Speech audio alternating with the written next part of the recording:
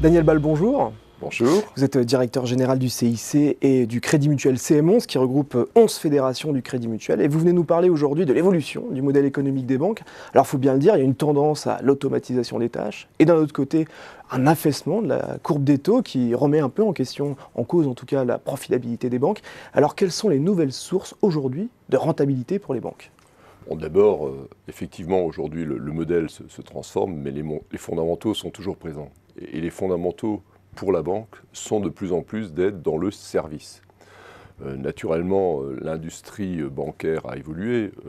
On n'est plus aujourd'hui dans une industrie de transformation en matière financière. On est vraiment devenu de plus en plus activité de service. Et de ce point de vue, le digital est un soutien puissant à cette activité, puisque le digital nous permet d'être encore plus présent auprès de nos clients, d'être encore plus présent également en soutien que nous pouvons apporter à nos conseillers, parce qu'en définitive, ce qui est en train de se passer, c'est qu'effectivement, cette vague du numérique, cette vague finalement de l'informatique dont on parlait dans le passé, qui est aujourd'hui devenue le digital, elle est essentielle pour être meilleur dans la qualité du conseil et dans le service qui est apporté aux clients. On le voit bien. Aujourd'hui, nous déployons bien sûr un certain nombre d'applications mobiles, d'autres applications qui sont disponibles sur Internet.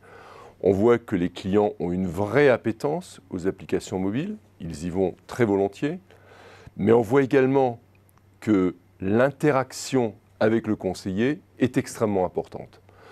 On constate que souvent le client commence à interroger, voire à souscrire un produit aujourd'hui sur son smartphone. Pour plein de raisons, il ne va pas au bout. Et c'est là que le fait que le conseiller puisse intervenir est absolument essentiel, est en même temps générateur de richesse et de revenus pour la banque. Parce que pour vous, ce sont des gains de productivité qui remplacent un peu, en termes de marge, la perte de marge sur la baisse des taux. La marge sur les taux, je pense qu'elle est perdue. Et même si les taux évoluent de nouveau un peu à la hausse, ce qu'on n'attend pas avant 2019 quand même, ça restera quelque chose de sensible. Donc, de toute manière, dans la construction même du PNB, il est évident qu'il faut d'autres revenus que la marge financière et les services, d'une manière générale, sont là. Alors effectivement, les gains de productivité, on a à les générer dans la relation avec le client, bien entendu, et les outils que nous mettons à disposition de nos clients permettent d'être plus efficaces. En même temps, nous devons veiller à ce que nos conseillers, à ce que nos chargés de clientèle soient plus efficaces. Et de ce point de vue, on met à leur disposition un certain nombre d'outils. Nous déployons les techniques cognitives Watson, à la fois pour leur permettre de mieux traiter le courrier électronique, puisque évidemment le courrier électronique est devenu un canal important de relation avec les clients, et en même temps, nous mettons ces techniques à disposition en termes d'assistants personnels.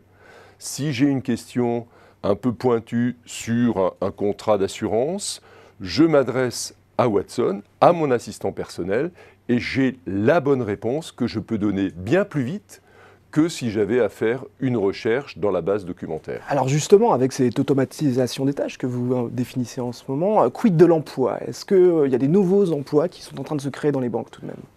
Je ne dis pas qu'on crée de nouveaux emplois. Bien sûr, on crée de nouveaux emplois dans nos services informatiques qu'on renforce constamment, parce qu'on est bien conscient qu'il faut donner les moyens pour faire de nouveaux développements informatiques.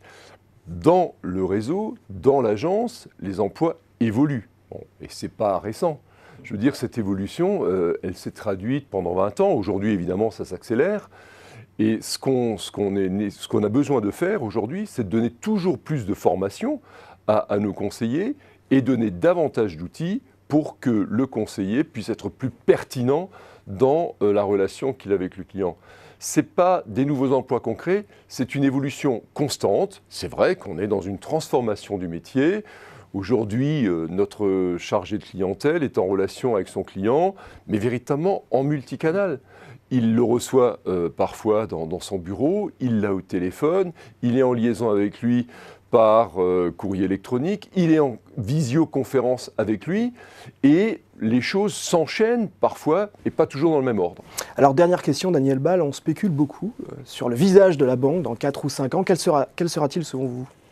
Ce visage de la banque, il sera forcément digital, mais notre pari est qu'il restera très humain. Et c'est pour ça que nous faisons le pari de la formation, nous faisons le pari de la montée en gamme de l'ensemble de nos conseillers pour apporter toujours un service à valeur ajoutée.